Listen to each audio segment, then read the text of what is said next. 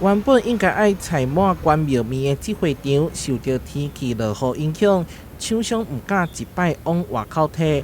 趁着即马的好天气，工人赶紧骹手，甲一人一人的面摕去外口，要挂旧历7月份的普渡订单。因为阮这传统产业有无吼，无法度讲做甲无大量啦。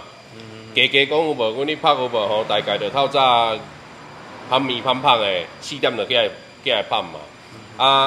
8点开始救嘛，愈工开始上班的时阵开始救，嘛有限啊。台南市的雨拢无停过，根据着当地农会的作业记录，扣掉拜6礼拜，7月份是一个上工的天数，无到1礼拜。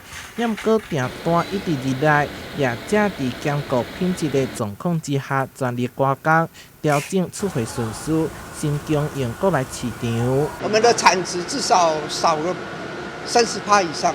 那我们会尽量把台湾寺庙普渡的需求为优先的供应对象。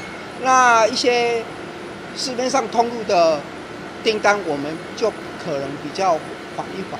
主要是我们在今年的7月份呢，经历了丹纳斯台风、尾帕台风，又经历了一次低压事件，还有7月底的豪大雨事件，所以整体来讲的话，降雨日数居多，那当然呢，日照时数就会减少了。南区人气象中心统计，台南市7月份的日照时数只有117.2点钟，前一站一天10几点钟就落了300多毫米的雨量。